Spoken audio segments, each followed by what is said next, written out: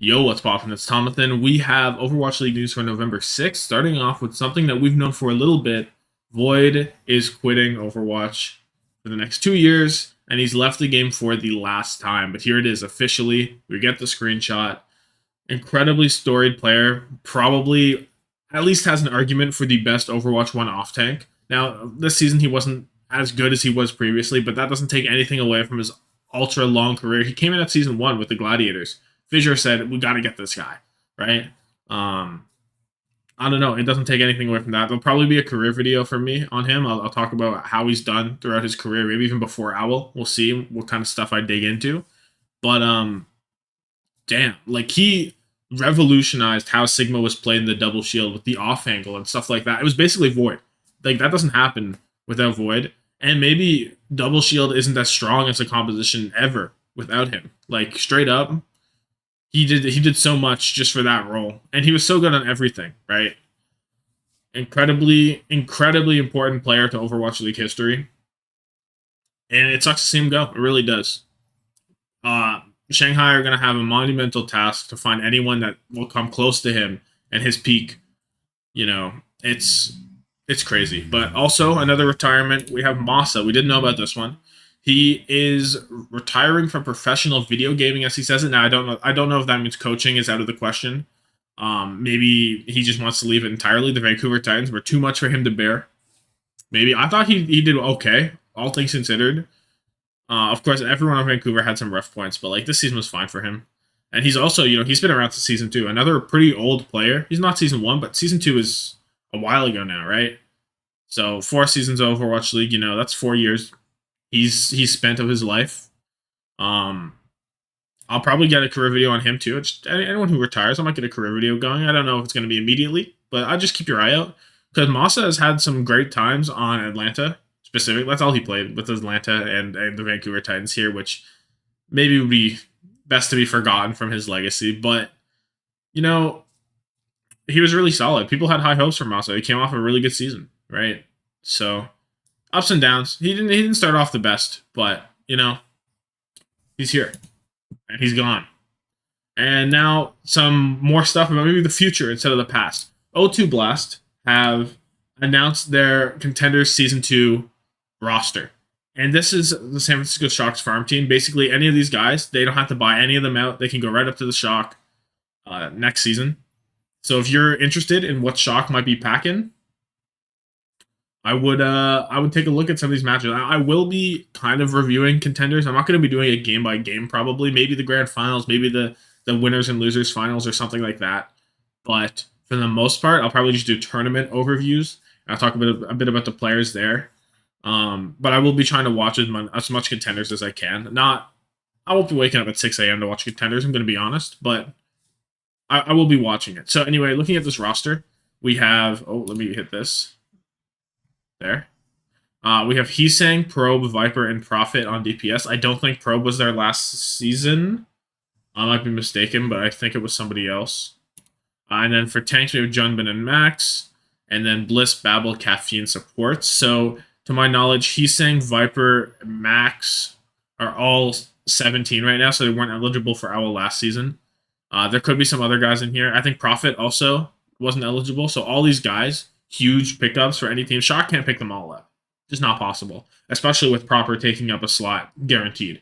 But Proper, Heesang is going to be scary. Viper's been great he's a great flex DPS as well. But like, is he going to get any playtime behind Proper? Probably not. So I don't know.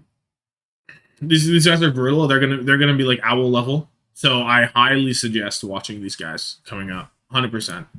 But the thing about Contenders Korea is they might not win. There are so many good teams in Contenders Korea. T1, so much stuff going on there. Anyway, now moving on to some more production things. Hex contract with Overwatch League is now complete. Now this doesn't mean he's not going to be back next season. I would think he's back next season. Whoops, let me go back to this view. He would be. I kind of expect him to be back next season, but I don't know. Maybe not. Who knows? No one can tell. We thought Brendan Sideshow would be back next season for this one, and that didn't happen. So maybe, but this is probably just like he'll do stuff in the off season, and he'll come back is what I expect. But Who knows? Just thought that would be worth mentioning. An even bigger one, Uber. Similar situation. His contract for this season's done. So maybe he's just looking for off-season work. But if Owls don't do their due diligence, they don't get him locked down like they did with Brennan Sideshow. If another Brennan Sideshow situation happens with Uber, Overwatch League's in shambles. By far the most loved caster in the Overwatch community is what it seems like to me. Of course, lots of love for all the casters, but like Uber's that guy, you know? He is it's Uber kind of thing. He better be back. I fully expect him to be back, but you know, knock on wood. I don't have any wood nearby, but knock on that was did not sound like wood. But yeah. And then two other things. We have Matt Mr. X replying to this was an original Halo of Thought tweet right here, where he was responding to someone else saying that it was going to be a May 6th season for season 6, like a May 6th start date. Patrick Gann, another reporter, said not what he heard, and then Mr. X, you know, just making sure we're aware. He also does not hear that either. So I would expect below May or before May, which is super good. We cannot have a super long off season again. I would like to see like ideally a January start, but that might be too early. February maybe or something. Who knows? But I'd like to see way less downtime in the off season. They don't need this much downtime. Hopefully, what they should do is they should space out the regular season a bit more, or maybe get rid of it entirely. Just do tournament cycles, whatever you want, and have more downtime in the actual season itself. Like, but there was no reason to only have 1 week between NA play-ins and playoffs. You could have had 2 weeks. You could expand that a little bit. It would have made for maybe some more masterful gameplay from some teams. You saw some teams like Toronto kind of get it together in their last game. They only had 2 games in a week of practice. Like, I don't know. So I like to see that. But maybe I'll make a video on my ideal Overwatch League format. I'll probably get that going as well. Lots of time in the off season, I'm sure. So I'll have lots of time to make whatever videos I want. But yeah, so keep an eye out for that. But yeah, so there's that. And then the final thing, whoops, this is not right. This one, there.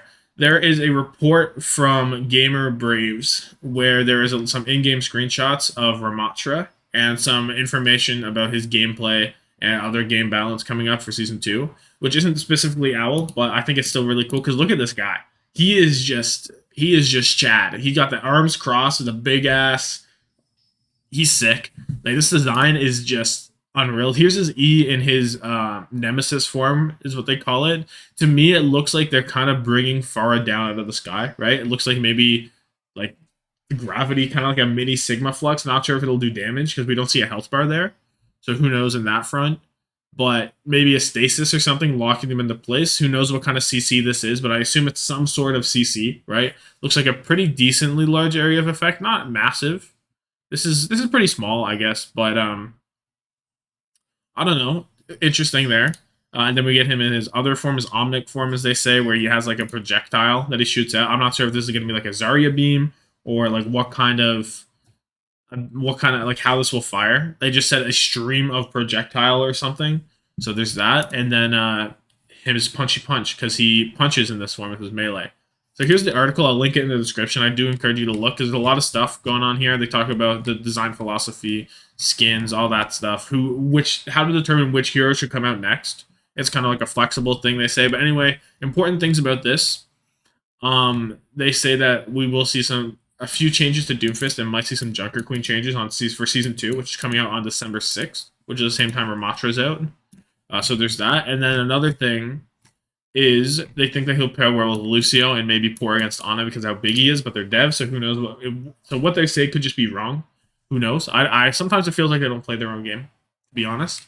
And then the one other thing that I thought would be worth noting here is that they say that his survivability is kind of in the middle. It's not like an Orisa. It's not like a Junker Queen. It's like a bit in the middle, and he's a little bit different in how he's survivable. So I'm a little curious what they mean by that and how in-depth that is. But yeah, this guy's sick. I cannot wait to play him in my 40-minute queue times on tank. But damn, yeah. So we got some pretty big news. Let me know your thoughts on all of this below. Let me know your thoughts on O2, on the retirements, on the new hero, everything you want. Whatever piques your interest, let me know about it because it'll pique my interest too. Thank you so much for watching. Like this video if you like it, subscribe if you really liked it, and have yourself